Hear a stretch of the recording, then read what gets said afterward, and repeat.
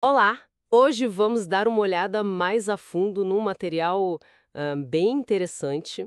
É uma transcrição de um vídeo do Hélio Couto falando sobre Jesus Cristo. Oi, sim.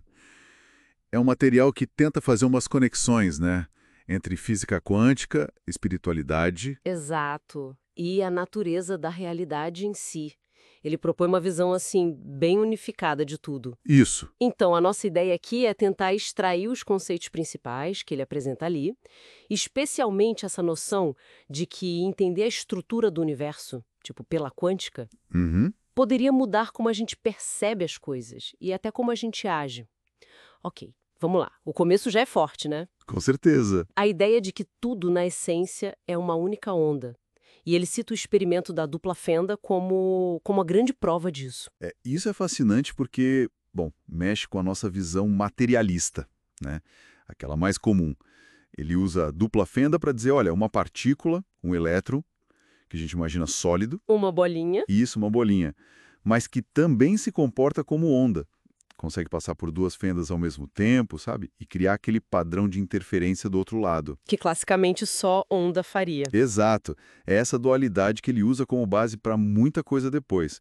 E ele até diz que sem essa base quântica, coisas como celular, GPS, Tecnologia moderna. sim, que dependem disso lá no fundo, pareceriam, sei lá, milagre, magia. Entendi.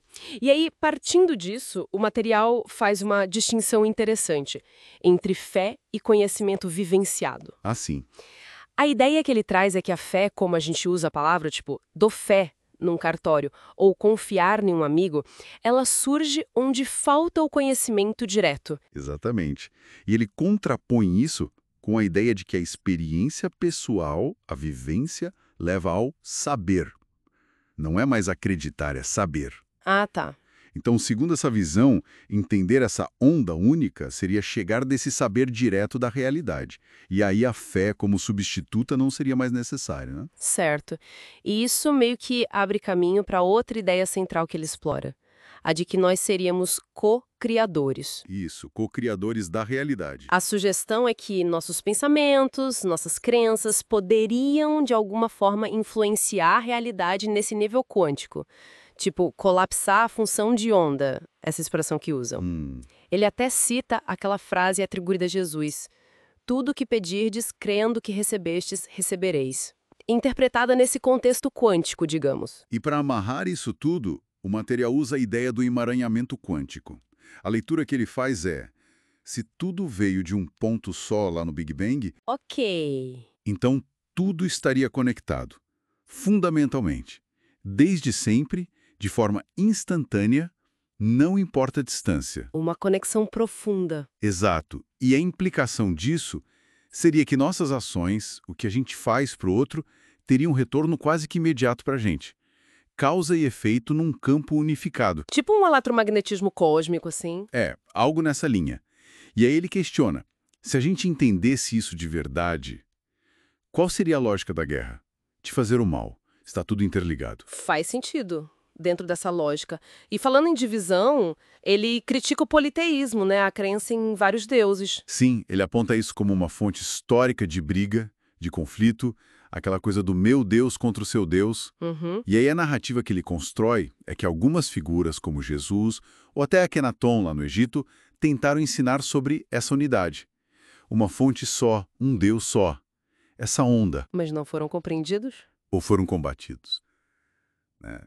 E aí ele conecta isso com a ideia de reencarnação, que também aparece no material, Ah, é? como, citando a conversa com Nicodemos, ou a ideia de João Batista ser Elias que voltou, seria um jeito de, digamos, resolver os emaranhamentos do passado. O tal do karma. Isso, o karma, através de várias vidas para permitir uma evolução da consciência, para resolver essas pendências. Entendi. E fica muito claro que o material bate na tecla de que conhecimento é poder. Especificamente esse conhecimento da mecânica quântica na interpretação dele. Com certeza.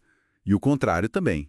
A ignorância levaria à submissão, ao sofrimento. E ele fala da resistência que as pessoas têm a essas ideias, né? Sim, ele discute isso, essa resistência a aceitar coisas que parecem, abstratas demais ou que vão contra o senso comum.